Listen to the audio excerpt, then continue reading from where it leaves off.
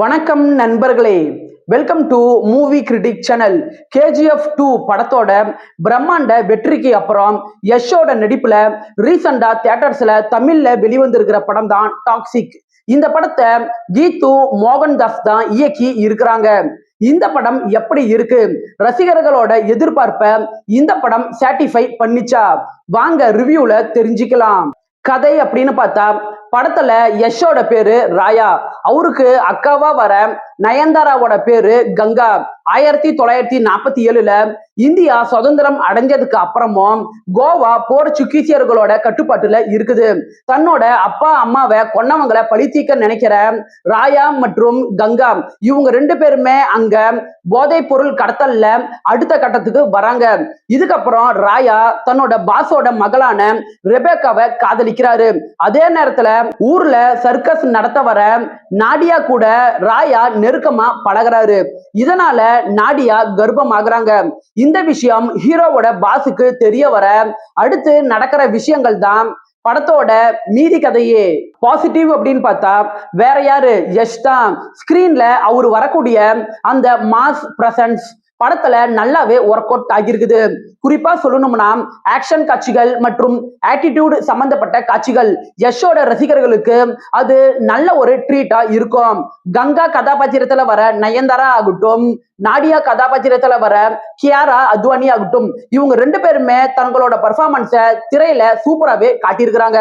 1940ஓட கோவா பேக்டிராப்ப இந்த படத்துல நல்லாவே மேக் பண்ணி எடுத்துட்டு வந்திருக்கிறாங்க.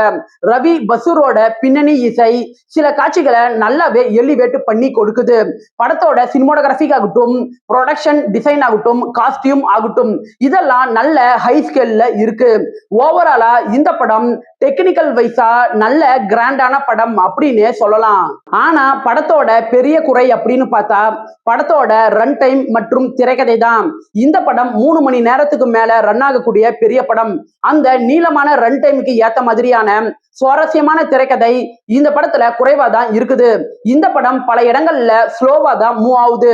குறிப்பா சொல்லணும்னா படத்தோட ஆரம்ப காட்சிகள் டிராகா தான் இருக்குது. இந்த படம் மூலமா இவங்க சொல்ல வந்த அந்த எமோஷனல் கனெக்ட் நமக்கு பெரிய தாக்கத்தை ஏற்படுத்த மாட்டேங்குது. படத்துல வைலன்ஸான காட்சிகள், அடல்ட் கண்டென்ட் இருக்கிறனால குழந்தைங்களோட பாக்குறது கஷ்டம். படத்தோட செகண்ட் ஹாஃப்குள்ள நீங்க வந்ததுக்கு அப்புறம் பேசிங் இம்ப்ரூவ் ஆனாலும் திரைக்கதை கன்சிடென்ட்டா இல்ல. யஷோட மாஸ் மற்றும் விஷுவல்ஸ் மூலமா ரன் டைமை இவங்க கேரி பண்ண நினைச்சாலும் அது பெருசா கை கொடுக்கல. மொத்தத்துல இந்த டாக்ஸிக் படம் டெக்னிக்கலா நல்ல ஸ்ட்ராங்கான படம் தான். ஆனா ஸ்கிரீன் பிளே வைஸா பார்க்கும்போது படம் ஆவரேஜ் தான். 10க்கு 6 ரேட்டிங் கொடுக்கலாம். யஷோட ரசிகர்களுக்கு இந்த படம் சாட்டிஸ்ஃபை பண்றதுக்கான வாய்ப்பு இருக்கு. ஆனா ஜெனரல் ஆடியன்ஸுக்கு இந்த படம் சாட்டிஸ்ஃபை பண்ணுமா அப்படிங்கிறது ஒரு சந்தேகம் தான். விருப்பப்படுறவங்க பாருங்க. என்னோட ரிவ்யூ உங்களுக்கு பிடிச்சதுன்னா மறக்காம லைக் பண்ணி சப்ஸ்கிரைப் பண்ணுங்க.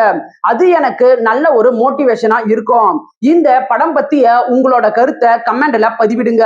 நாம வேற ஒரு ரிவ்யூல சந்திக்கலாம். அது வரைக்கும் நன்றி, வணக்கம்.